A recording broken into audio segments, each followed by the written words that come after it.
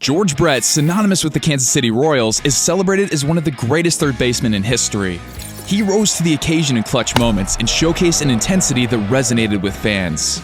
Brett's gritty playing style and flair for the dramatic defined Royals baseball in an era marked by persistence.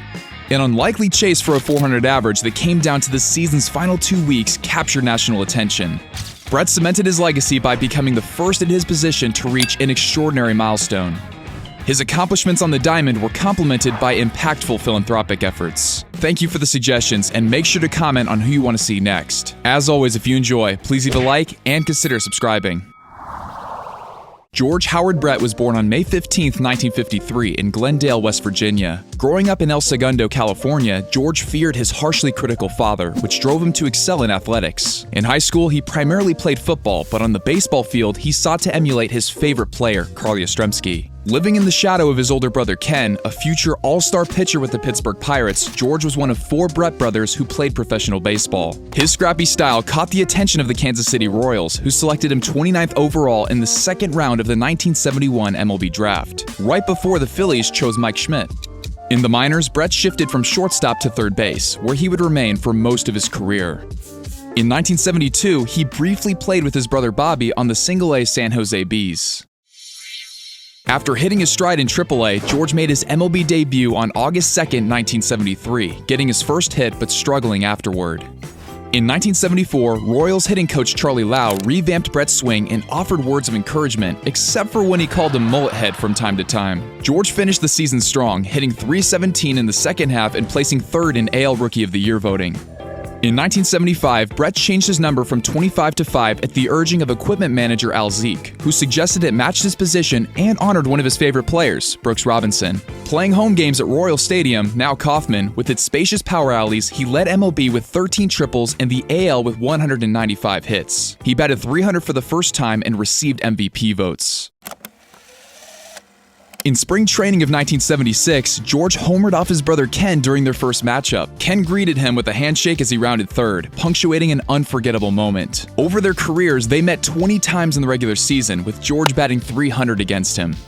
Once the calendar flipped to May, he caught fire, tying an MLB record with 3 hits in 6 consecutive games, batting .692 without a strikeout. Brett was named to his first All-Star team, a regular occurrence for the next 13 years.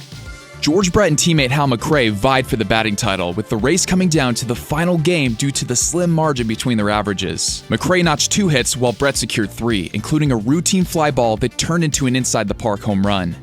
This outcome sparked controversy, as McRae felt the ruling was unfair and robbed him of the title. George also led the league in hits, triples, total bases, and offensive WAR. His 215 hits were tied with Pete Rose for the most in all of baseball. The Royals clinched the AL West Division and played the New York Yankees in the championship series. This set the stage for what would become a fierce rivalry, one of the most riveting in the sport's history. Tensions frequently flared, leading to drama-filled action. In the decisive Game 5, trailing by 3 runs, Brett drilled a game-tying home run in the 8th inning. That momentum was erased when New York's first baseman Chris Chambliss hit a home run of his own to walk off the series. To make matters worse, Brett finished runner-up to Yankees catcher Thurman Munson in MVP voting. In 1977, George found his power stroke, belting 22 home runs as the Royals set a franchise record with 102 victories and rematched the Yankees in the ALCS. In the winner-take-all Game 5, George ripped an RBI triple in the first inning. Sliding hard into third base, he collided with Graig Nettles, who kicked him in the mouth. Brett sprang up and threw a punch, sparking a benches-clearing brawl, though no players were ejected from the game. Kansas City tacked on a pair of runs and held a 3-2 lead entering the 9th inning before a pitching meltdown led to a series loss at home.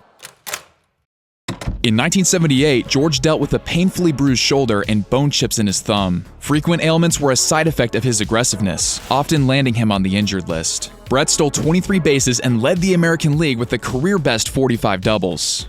For the 3rd straight season, the Royals played the Yankees in the ALCS. In Game 3, Brett hit 3 home runs in 3 consecutive at-bats, but Kansas City lost that game and ultimately the series. In 1979, George led MLB with 212 hits and 20 triples, becoming the 5th player to register a season with 20 home runs, 20 triples, and 20 doubles. Since then, only Curtis Granderson and Jimmy Rollins have joined this club.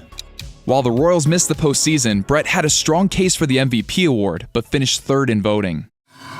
In 1980, George Brett took his game to the next level. Following a rough start, he rebounded to increase his average to .337 before torn ankle ligaments sidelined him for a month.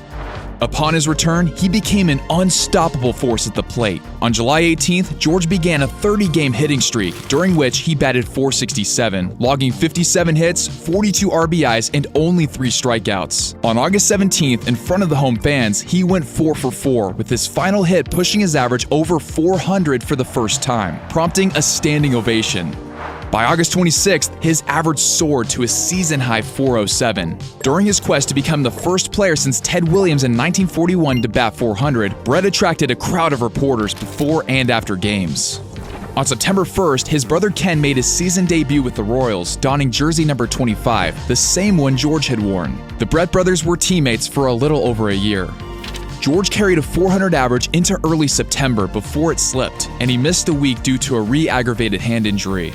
Once back in action, he strung together 3 consecutive multi-hit games, raising his average to .400 on September 19th.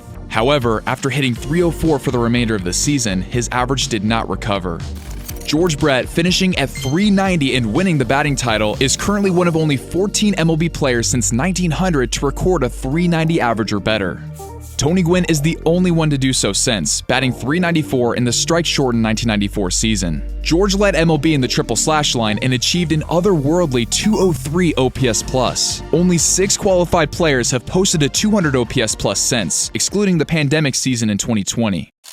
In Brett's finest campaign, he accumulated 175 hits, 24 home runs, 118 RBIs, and 15 stolen bases. He also notched a career-best strikeout-to-walk ratio, walking 58 times compared to 22 strikeouts. For context, MVP Mike Schmidt reached that number in his first 31 games of 1980. George led all position players with a career-high 9.4 WAR, won the inaugural Silver Slugger as a third baseman, and became the first MVP in Royals history.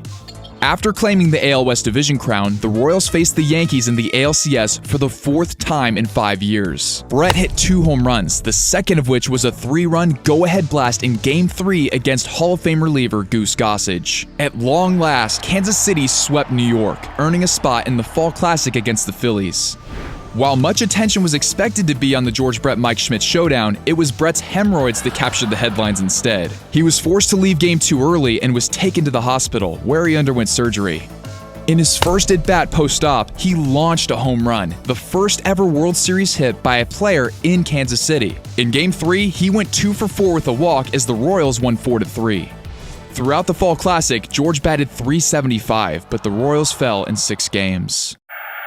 In 1981, an ankle injury and a midseason strike interrupted Brett's rhythm, but he still posted all-star numbers with a .314 average and a .145 OPS+. A year after appearing in the World Series, the Royals were swept by the Oakland Athletics in the Division Series.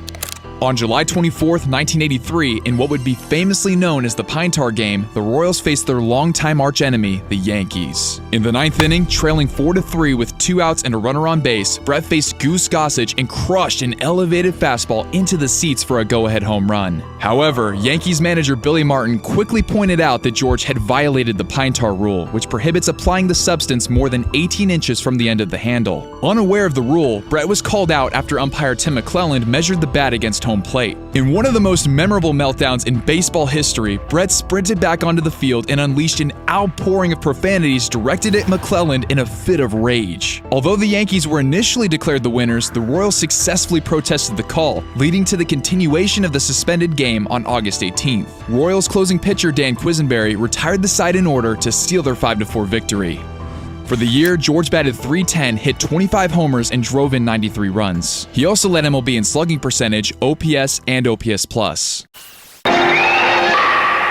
Not bad. Maybe you could use a little pine tar.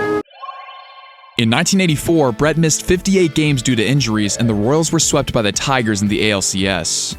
In 1985, George got into the best shape of his career by following an off-season workout program for the first time.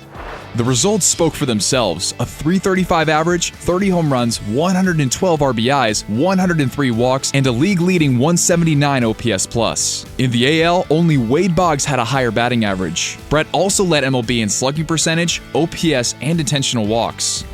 His late-season heroics against the Angels enabled the Royals to narrowly claim the AL West division and face the Toronto Blue Jays in the championship series. In Game 3, ALCS MVP George Brett went 4 for 4 with 2 home runs, including one that tied the score. He then scored the go-ahead run in the 8th inning. His pivotal defensive play cut down a runner at the plate to extinguish a potential rally in their 6-5 victory. In Game 6, his go-ahead homer helped the Royals stave off elimination. After falling behind 3-1 in the series, Kansas City rallied with 3 straight wins to meet the St. Louis Cardinals in the I-70 series, named for the highway connecting the two Missouri teams. Managing for St. Louis was Hall of Famer Whitey Herzog, formerly the Royals skipper from 1975 to 1979. In the World Series, Kansas City encountered a 3-1 deficit, but mounted another improbable comeback. In Game 7, Brett racked up 4 hits and scored 2 runs in an 11-0 rout. In the inaugural year of the 7-game format, the Royals overcame trailing 3-1 on 2 occasions to win their first World Series in franchise history.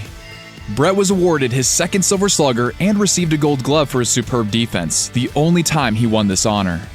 In AL MVP voting, Don Mattingly, George Brett, and Rickey Henderson finished in the top 3, with Brett placing 2nd to Mattingly. Given that the Yankees missed the postseason entirely, this decision went against the popular practice of voters considering October success. As injuries began to pile up, Brett was shifted to a first base and designated hitter role, leaving his days at third base behind. During a healthy 1988 season, he slugged 24 homers and drove in 103 runs, receiving MVP votes and his 3rd Silver Slugger.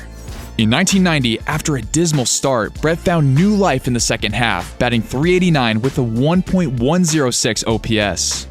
On July 25th, he hit for the cycle and scored 3 runs against the Blue Jays, propelling the Royals to a 6-1 win. George's AL Best .329 average secured his 3rd batting title, becoming the first and only player to win one in 3 different decades. He led MLB with 45 doubles and garnered a 7th-place finish in MVP voting.